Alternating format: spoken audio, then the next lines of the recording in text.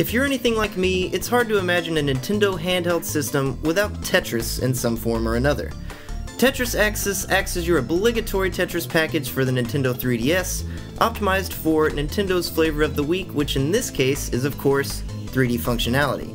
3D is implemented fairly well in Tetris Axis, and a few of the modes are at the very least mildly enhanced by it. There's lots of Tetris going on here, which is to be expected, but the sheer amount and variety of game modes present is pretty impressive. There is of course just regular-ass Tetris, with Marathon mode pitting you against an endless onslaught of Tetraminos to sort out, as well as versus battles with CPU opponents. Surprisingly, Marathon mode and other classic Tetris modes do not go so well with the 3D. It's really distracting, and sometimes it's hard to line up your drops and concentrate on your next moves. This time around there is a new mode called Fever, which is kinda like Tetris Turbo HD Remix.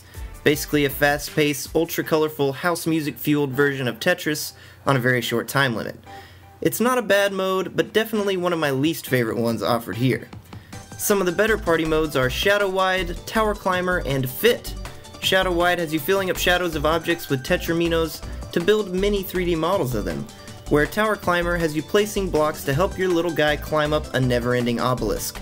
Stage Racer Plus is a new mode that rightly probably belongs on a TI-83 calculator, but it's pretty entertaining nonetheless. Fit is probably my favorite of the new modes, and it definitely benefits from the 3D more than any other mode available. Let's also not forget about the alternate reality modes, which have you playing Tetris using your question block AR card. These modes are pretty much an afterthought, and honestly, all the AR card stuff has all but been forgotten. Although they can do some pretty interesting things, you're really just playing the regular modes in a way so that it appears like it exists in the real world, and the limitations of having to keep the card within view of the 3DS becomes cumbersome fast. DS Download Play is available, so you don't need a cart for each one of your friends to play this game's rather impressive 8-player multiplayer.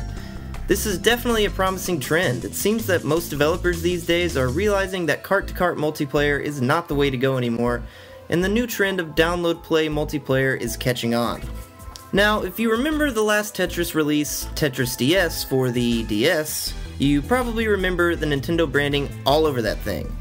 Most of the backgrounds were Mario or other Nintendo characters, and their presence gave that game the feeling that it was the quintessential Tetris package. If Nintendo liked it enough to emblazon their brands all over it, then it must be good.